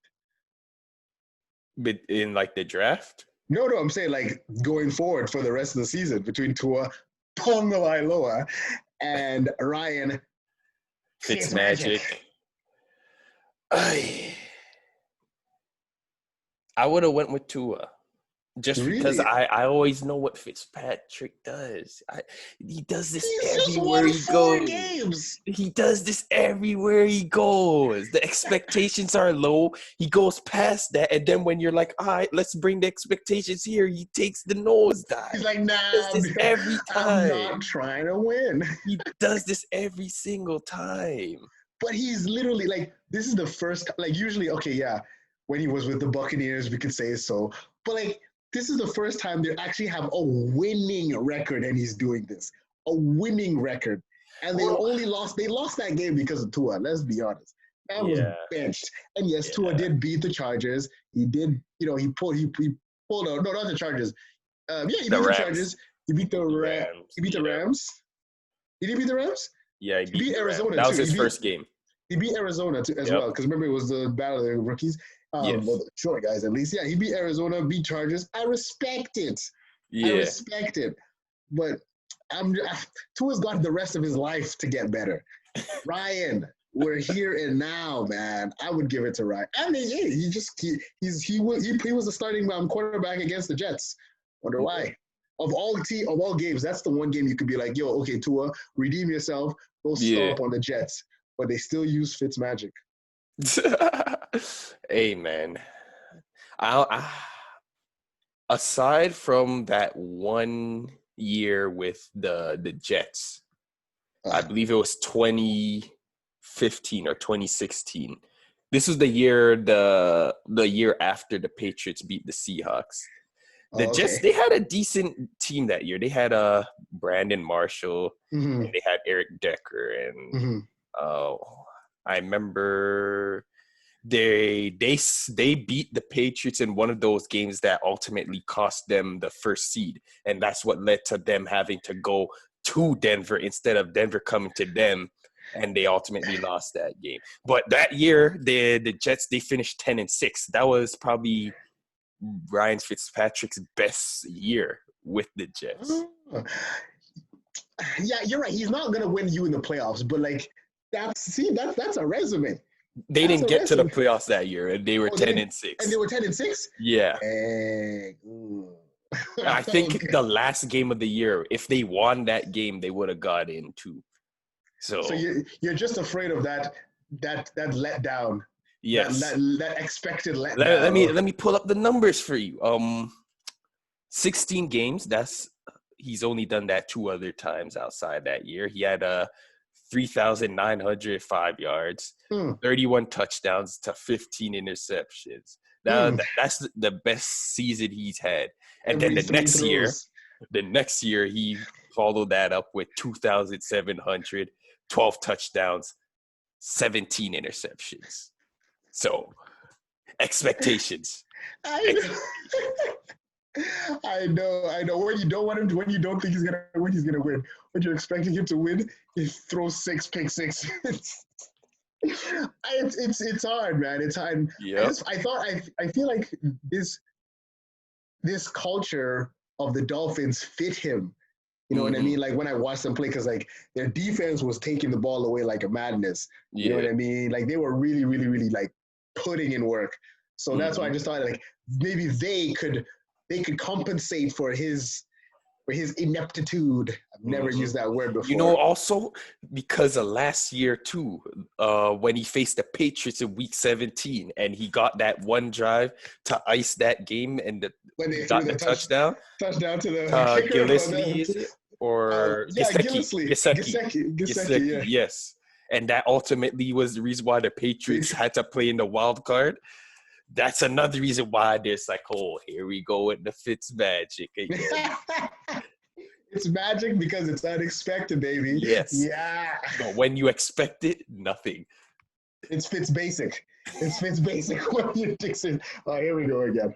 I know. I love Tua. Like, I feel like I have to watch Tua play one more time to officially like make up. I'm not saying like I'm writing him off, but like I at least want to like know like if I'm gonna trust him for the rest of the season. Because Dolphins in the playoffs, when was the last time that happened? And I actually want to see that. Oh wow. I think the last time was 2008, the year that Tom Brady tore his ACL. That's probably the last time they made the playoffs. It took a torn ACL from Tom Brady for the you see? And now it's going to take Tom Brady leaving the AMC for them to make it. Let's do it, baby. Let's do it. I want them. I want them to go in. Amen. I think the Ravens might sneak back in just off of the strength of Lamar. But he's going to have to get past his COVID issues. And Lamar's got a different battle to fight right now. The Ravens have their own, like, the Ravens are their own worst enemy. Because I've never seen a more, well, I guess you could say the Bears. Now they're 5-6. But I was gonna say I've never seen a more confused 6-4 team. Like you would think this team is trending up, but they're actually like losing games. So yes, it's a they lost to the Patriots, who a lot of people didn't expect them to lose that game. Yeah, I didn't even expect them to lose that game. I was like, oh, he's gonna do what he did to us last year, and we saw how well he played in that game, but Bill Belichick had a little something up his sleeve for him this time. Also, he was playing in pretty much a tempest. I was just about to say, Bill Belichick called Calypso from Pirates of the Caribbean. Calypso, I release you from your bonds. Thunderstorm.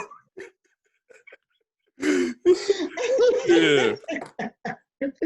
Fam, this guy played in a plague. In an Egyptian plague, man. We even talked about it earlier. I wouldn't mind seeing the Raiders. I wouldn't mind seeing them in a playoff game either. I'm surprised they're already not, like, they're not higher. Like, obviously, that loss to the Falcons really got on my nerves. I'm not gonna lie. That loss to the Falcons really got on my nerves. That's a bad loss. Yeah, it's like you can look at the Chiefs game and there's no such thing as a good loss, but it's like, okay, we get it. You lost to the Chiefs. But the Falcons of all teams, it's like, come on, bro, really? Saints didn't allow them to score a single touchdown. What are we saying over here? And you let them drop 41. It's like all the touchdowns that they should have scored against the Saints, they saved it until they went up against the Raiders. Like, yes. How you go from 9 to 41? Come on. Yeah. Come on. And that's why I'm just like, yo, bro. As the Raiders, I was like, yo, the Raiders can, do something. But after that game, I'm like, maybe next year. I really feel like between the Rams and the Raiders, COVID really sussed them up, because could you imagine having all those Las Vegas fans in that stadium, the new Death Star Stadium?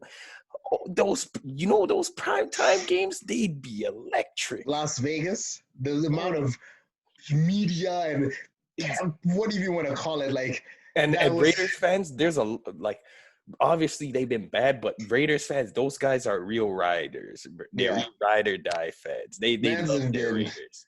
Mans are traveling from like LA just to watch the Raiders play in Las Vegas. They would have. They would have if COVID was there. So the Las Vegas fans would have been a madness. The Oakland fans would be a madness. Yep, they would have traveled out. They would have traveled.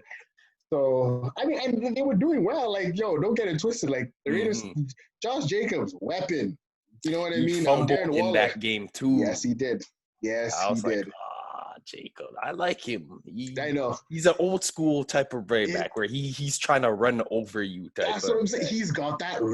That's what I'm saying. Him, Darren Waller, and Jonathan Abrams. They have that Raiders mindset. You know what I'm saying? They're Raiders to the bone type. To the bone, exactly. Those are the guys you want to say, oh, they retired with the team.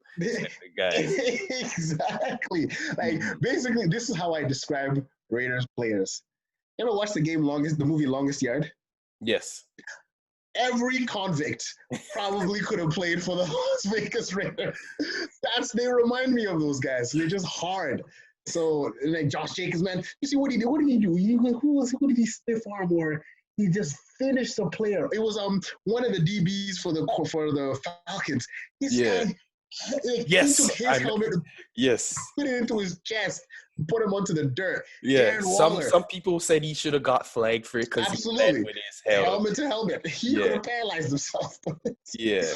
But and 41 points later, he take an L. So I don't know. That was painful.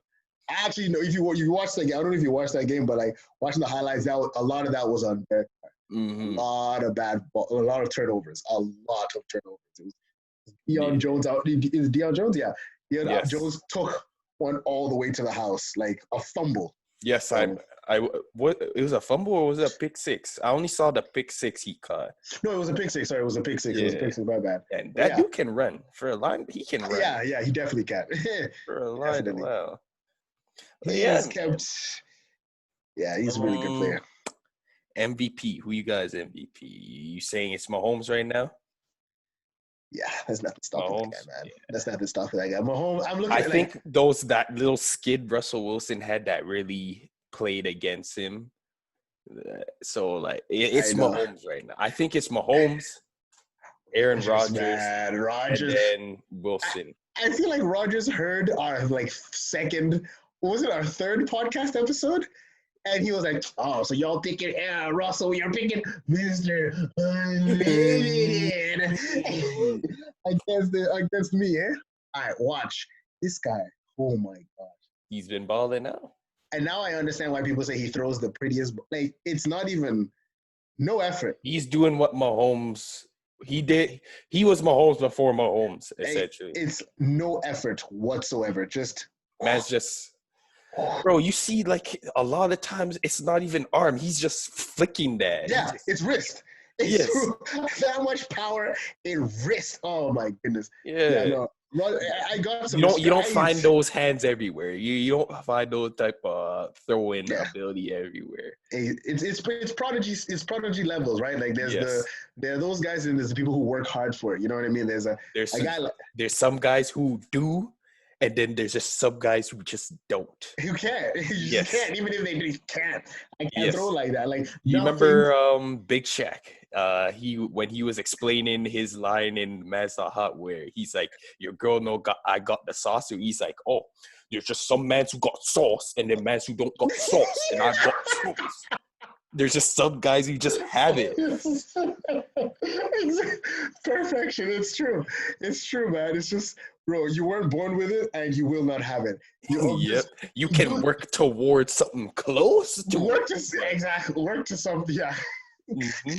Because like you see how there's some guys who like they just get out of bed and they're just going up and dunking out of the gym, and then there's other guys where they have to like work to it. They gotta do plyometrics every day. They gotta eat right. You know, they gotta stretch everything, and then they can get to it. And then there's some guys here, they're in their tracksuit. They got a bag on their back, and they just boom. So some guys just have it. Some guys have to work for it, and then other guys you just don't have it. You just weren't blessed with the genes. That's all there is to it. Those are the guys you don't let play in the gym back in Senegal. Guys coming like, yo, you guys running a game? Nah, bro, we're not. It's like, yo, give me the ball, dunking on everyone. It's like, bro, it's not even fun anymore. Those are the guys you just don't want to play with. It's true.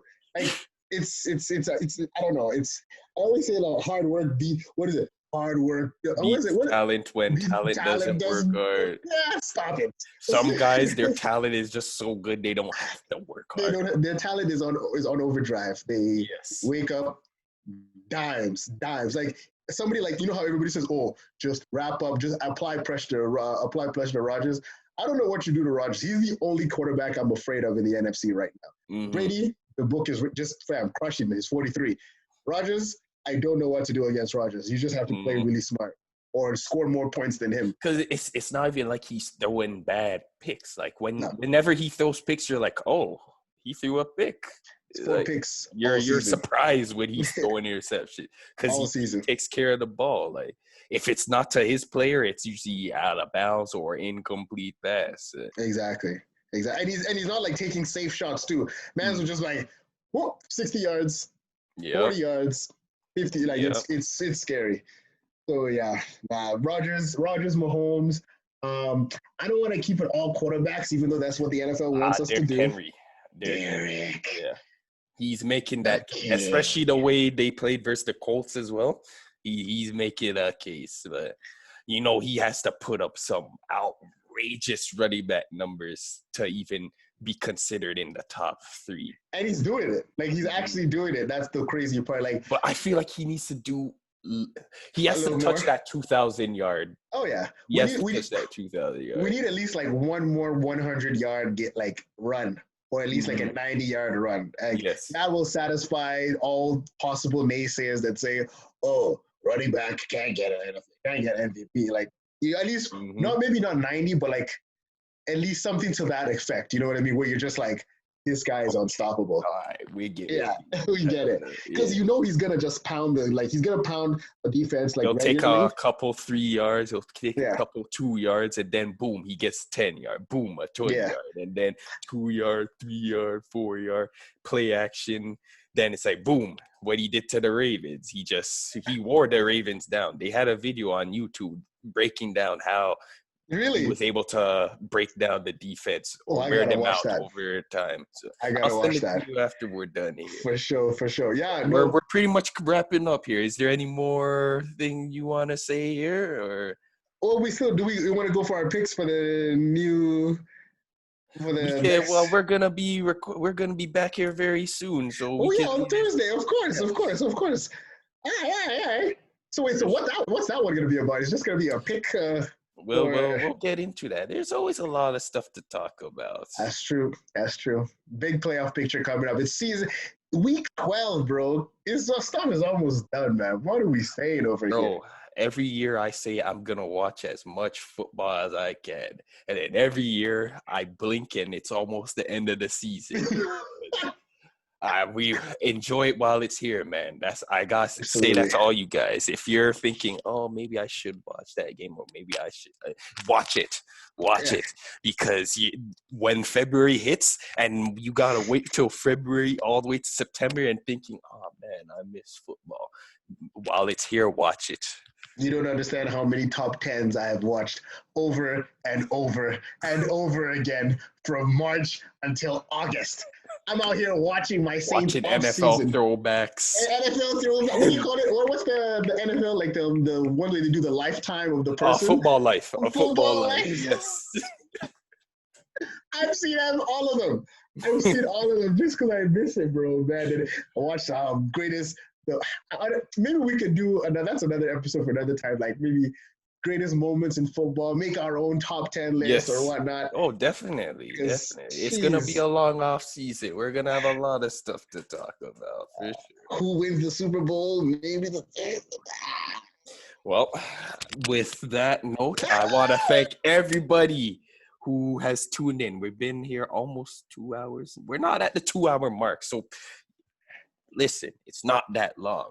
I do it. You're listening to audio version, you're probably driving somewhere, or you're probably on your computer doing your homework or something. I don't know, but it's the audio version you can take everywhere with you. Yeah, there's no excuse not to listen. And definitely, I love you guys, though. Last word, just definitely thanking everybody for still watching us. We always go for an hour and a half. Just plug us when you're working out, when you're doing your homework. If you love listening to our annoying voices, if you love talking about football, listen about football. Keep Overtime with B&T on your mind. Subscribe to the channel. Let them know what's good. We are, once again, we're all the podcast services. We're on Google, we're on Spotify, we're on iTunes podcast, or is it Apple podcast? Sorry. Those are the main ones. And nobody really pays attention to those other podcast ones. But and we're on Anchor. Anchor is providing us with all the other services as well. So we appreciate all you guys for listening. Or if you're on YouTube, appreciate you for putting up with this guy's antics right here. Mr. Oh, man. His birthday passed too, you know. It was yesterday, no? It was yesterday. What is he, 31 now or 32? Maybe like final stat for the night. I think he was 31. Russell Wilson. How old is he? He's 32 now. Oh, you Googled it? Yeah, I Googled it. He's 32. I'm slow. Yeah, 32 years old. It's pretty amazing. This guy got drafted in 2012, my last year at high school. And now look at him. He's now approaching the back end of his career. That phase, you know that weird period in your 30s where they're like, oh, now you've been in the league for a while. Let's get a Super Bowl. But it's like, because he got one so long ago, it almost feels like forever ago since he's been a champion. So, he's still, right now, he's fighting to get his MVP. So, absolutely. At least get an MVP. Maybe not another ring, because, like, we're not even going to, I don't even want to know what kind of mountain the Seahawks have to climb to beat either the Steelers or the Chiefs. Mm-hmm. But at least get some recognition for how well you've been playing, MVP or something like that. So I hope for the best for Mr. Unlimited, and Sierra, bro. What do you mean? That's the ultimate win. The ultimate win. So you take your Giselles, you take your supermodels. I'll take, me. Automatic. I don't know the song. You know the song. Let me see your 1 2 step. I'm sorry. Anyway, guys, I'm done. Hey guys, if you think T should sign up for America's or Canada's Got Talent, hit that thumbs up there. But without further ado, once again, thank you guys for listening. This is once again episode 8 of Overtime with B&T. Let's get it. We are signing out for the night. Have a good night or morning or afternoon whenever you are listening to this. Peace out, y'all. Peace out.